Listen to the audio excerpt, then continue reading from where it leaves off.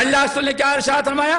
من احب ان یبسط له فی رزقه وینسى له فی اثره، تم میں سے جو انسان چاہتا ہے، جو پسند کرتا ہے کہ اللہ تعالیٰ اس کے رزق کو خوب کشادہ کر دے، اللہ تعالیٰ اس کے رزق میں خوب برکت دے دے، اللہ تعالیٰ اس کی زندگی میں بھی برکت دے، اگر تم میں سے کوئی چاہتا ہے اس کے رزق کو خوب کشادہ کر دے تو اس کا ایک راستہ ہے، کیا میرے بھائیو؟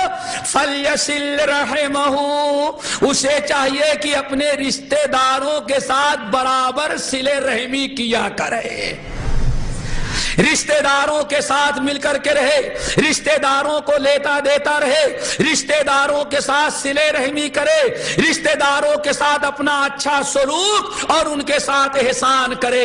میرے بھائیو، رشتہ داری نبھانا اور رشتہ داروں کے ساتھ اچھا سلوک کرنا اور صلہ رحمی کرنا اللہ تعالیٰ کے ہاں اتنا محبوب عمل ہے کہ آخرت میں جو ثواب ملے گا ہی دنیا میں عمر، زندگی اور رزق میں سب سے بڑا برکت کا سبب ہے۔ لیکن افسوس، صد افسوس، آج ہمیں اپنوں سے زیادہ کس سے تعلق ہوتا ہے ہمارا؟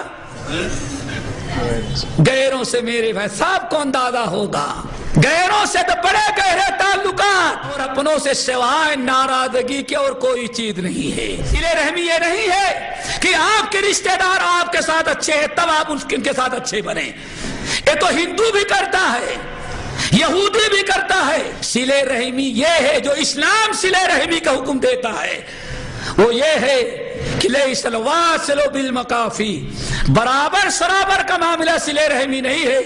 صلہ رحمی یہ ہے کہ جو رشتہ دار تم سے کٹے رہتے ہیں ان کے ساتھ بھی تم بھلائی کرو، ان کے ساتھ صلہ رحمی کرو۔